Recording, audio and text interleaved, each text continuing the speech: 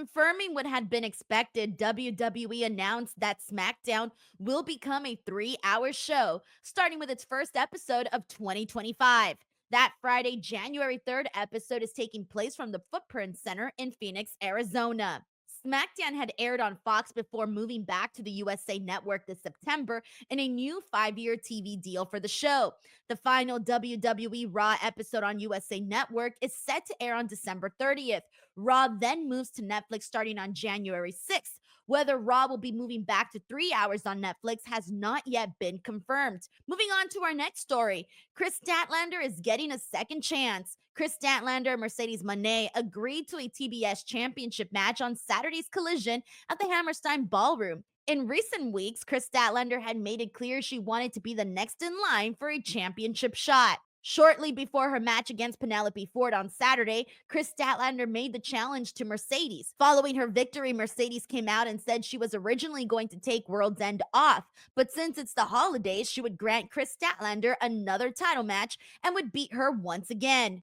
AEW Worlds End 2024 is scheduled to take place on December 28th from the Addition Financial Arena in Orlando, Florida, featuring the following: Jon Moxley versus Orange Cassidy versus Hangman Page versus Jay White for the AEW title, MJF defending his Dynamite Diamond Ring against Adam Cole, 2024 AEW Continental Classic League Finals and Championship Finals, Mercedes Moné versus Chris Statlander for that TBS title, Mariah May defending her AEW Women's Championship against Thunder Rosa in a Tijuana street fight, and the AEW International title on the line when Konosuke Takeshita defends against Powerhouse Hobbs. On to our next story. WWE star Drew McIntyre is happy to see so many of his friends making a full-time living in professional wrestling. During a social media Q&A with fans on Thursday, Drew was asked to give his thoughts on the current AEW product. Drew was in character for much of the session, but he said he's happy to watch all wrestling and is glad to see how much the industry outside of WWE has grown. Thoughts on the AEW current product? Yeah, I mean, I'm happy to watch all wrestling, especially when I'm off. I was out that 3 months when one person fucking called me the entire time I was out. And that's the chance for me to catch up on everything. Impact, AEW, New Japan, and the independent scene. And I'm just happy to see so many people that I'm friends with making a full-time living. It wasn't the case when I was fired in 2014 and reinvented what it meant to be an independent wrestler. Using social media, as I still do to this day at the top level, it's been going since 2014, to rebrand myself, to see how much the industry grew in those 3 years and led to so many places with so many people. Making a full-time living is awesome. Moving on. Ring of Honor Women's World Champion Athena successfully defended against former Women's TV Champion Billy Starks in the main event of Ring of Honor Final Battle this Friday. I spoke to the champion about the work she has been doing in Ring of Honor. Take a look at what she had to say. Exactly. So now I want to get into the title reign, Athena, because the conversation online, everywhere, people are always like, Athena deserves her flowers for the work that she has been doing on Ring of Honor. Obviously, longest reigning champion.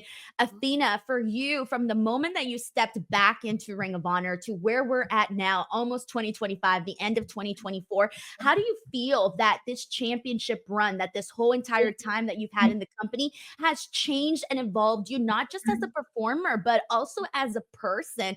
How would you describe this Ring of Honor journey you've been on? Wild, unexpected.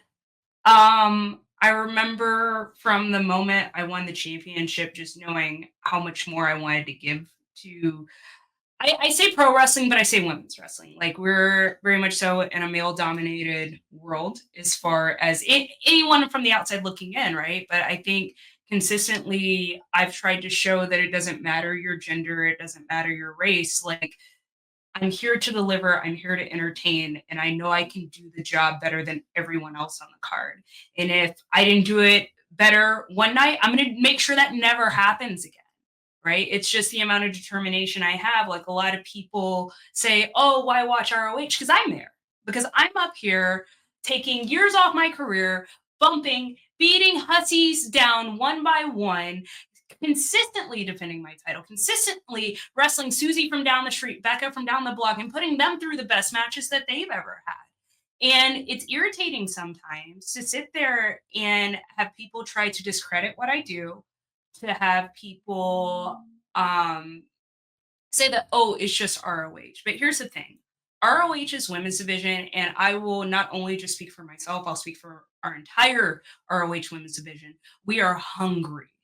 We are hungry. There's a reason why they had the ROH TV championship for the women introduced, because they were killing it nonstop. We showed time and time again that we put our hearts, our souls, our passion on a platter, and we constantly deliver.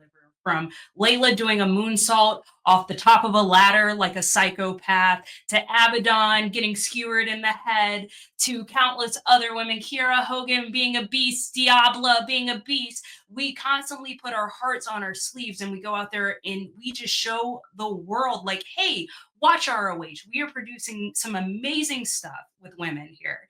And consistently we have proven that the women are the headliners of Ring of Honor. And a man can't take that away from us. I also asked Athena if she would be making more appearances on Dynamite, and she actually said she's had these conversations with Tony Khan. Take a look. I love that they want to see me on All Elite Wrestling, but at the same time, like, I've always wanted more. I'll say that first and foremost. Tony and I have had several conversations about, hey, I would like to do more with AEW. Hey, I would like to do more with Dynamite, Rampage, whatever. We've had those conversations. So let me say that first and foremost. Those conversations have been had, and there is a time period where that's going to happen.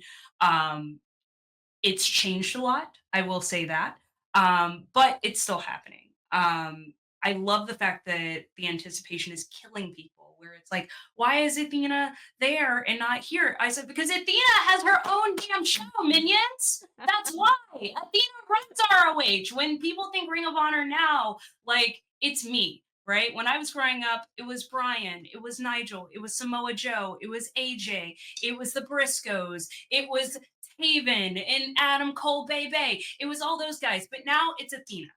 Now it's Athena. And this is my show. It's my brand. And it's something that when I was young on the independent scene, like, that's the place I wanted to work. And I managed to earn a spot on the Ring of Honor roster. So like for me, this is roots for me, right? And I don't want to leave Ring of Honor high and dry, not even a little bit. But at the same time, I know that that time is coming for me soon to kind of do more. Let me put it that way. Do more and make an even bigger impact than what I already have. And last but not least, of course, I had to ask Athena about her thoughts on a possible match against Mercedes Moné. I love that they want to see me on All Elite Wrestling, but at the same time, like, I've always wanted more. I'll say that first and foremost. Tony and I have had several conversations about, hey, I would like to do more with AEW. Hey, I would like to do more with Dynamite, Rampage, whatever. We've had those conversations. So let me say that first and foremost. Those conversations have been had, and there is a time period where that's going to happen. It's changed a lot, I will say that, but it's still happening.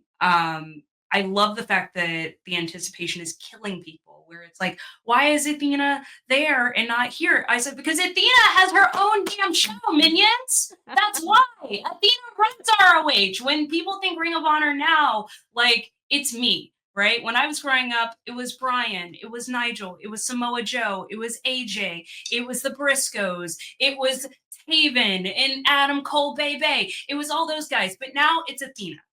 Now it's Athena. And this is my show. It's my brand. And it's something that when I was young on the independent scene, like, that's the place I wanted to work. And I managed to earn a spot on the Ring of Honor roster.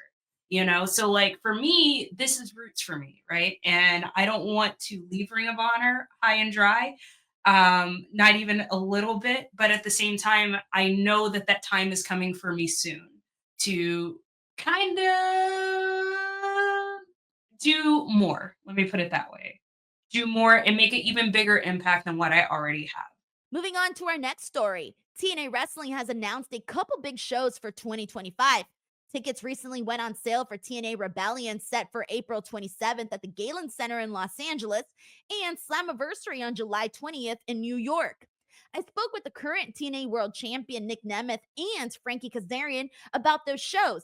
Here's what they had to say. We're going all over the world and mostly the United States, but this 2025 It's so ambitious for TNA because they've seen the writing on the wall. We've seen the talent. We've seen everybody delivering in the ring. We've seen like absolute show-stealing match after match in every pay-per-view. And I was just talking to someone. I go, I've been going on 5 of the 6 last pay-per-views. And I go, I used to talk this big game about stealing the show. I don't care where I'm at on the card, the beginning, the middle, end. You're going to remember me. I listen to the last few matches. I watch as much as I can as I'm getting ready for the main event. And I watch, and then I listen to those 3 before me as I'm preparing. And I just hear the crowds losing their minds, having the best time. There is such talent that are killing it at TNA, all over the wrestling world. But at TNA, I get to watch it up close and personal and see it happen. And I go, damn, I better be able to follow this. I better be able to see the show. You talk trash for 20 years. You got to go out there and do it now. And that is such a great problem to have. The show is so damn good, I have to find a way to turn it up to be able to compete and then steal the show in the main event as the champ, which is the job as champion. And I feel like we've been doing great all the way through. This 2025 is very ambitious. We're looking to bring everybody all over the world, LA, New York, St. Joseph, you name it, coming to see us. And, of course, Texas, which has been really great to us, but that's why we keep going back because the fans are so good there. We are focusing on expanding TNA and getting the word out more and more. And the best way to do that is with our talent and our matches and our pay-per-view. And TNA Impact on Thursday nights on Access TV or YouTube or even the TNA Plus app. I was thrilled, definitely, about Los Angeles. TNA, honestly, going back to when I was here, my first run, 2003 to like 2014, we've never really done Los Angeles properly. We've come close. We did Irvine in 2009, I've done some smaller shows like around, basically based around the WrestleMania, but we've never had like a marquee event in Los Angeles, and until now, until April of next year, to be honest, or to be exact. I'm very, very thrilled about that. So the SoCal fans come out and see what we're doing because they've been clamoring for it for a long time as well. Additionally, on January 19th, Nick is putting his TNA World Championship on the line against the popular Joe Hendry at TNA Genesis. I asked Nick his thoughts on this heading into the match. Here's what he had to say about that. When people say the fans are fickle, sometimes they're right. No, I totally understand. I've been there before. And it's like, this is going to come off as like an old Shawn Michaels guy or something, like, I seen 1 million of you come and 1 million of you go. And you get that, and I feel like he said it to me once, I don't know. But you get to a point where it's everyone is behind something, and just for being different, for standing out. It's very reminiscent of Zack Ryder in the YouTube days. So it was like a guy who was just, all of a sudden, everyone's talking about him, and arenas are chanting for him, and he's selling merchandise. And even if he gets a shot or not, but with TNA, he's gotten the shot every step of the way. And even though with some weirdness in our match, I defeated him, I think this time we're going to get the clean one-on-one, him and myself, and I get to prove, I go, man, you're awesome. I'm so happy for you. I'm rooting for your future. I hope the next 20 years is fantastic. The crowd is behind you. I hope you keep selling merchandise all over the world. But I don't understand how someone like, I'm not going to lay down. It would be hurtful to myself and to the fans to be like, well, I hope Joe wins, so I guess he'll just beat me. Like, I can't not do 10 out of 10. I can't not hit him as hard as I can. I can't not tie him up in a pretzel and beat him out and not be tired at the 55-minute mark. So he has his work cut out for him. But, man, I'll tell you right now, as someone who has fed off the crowd before, I know that can take you when you're down, you're out, you don't have another ounce of strength in you. A crowd that has changed people's WrestleMania futures, changed their lives, made people world champion, crowds getting behind and just egging you on changes the entire game. There's no scientific way to get behind it, but it's real. You hear it and I can go, oh man, they're all with this guy, and he can be like, yes, they're with me. And it's this amazing moment of the fans actually being a part of the show even more so. And so that is a huge factor for me. I also know that maybe this is his last shot at the world title, because someone like me who has been around main events for years, and I backed it up for the last 6 months or however long, I know that he has to win for him. Otherwise, what does he do? Go back and make a record or something? Like, this is professional wrestling.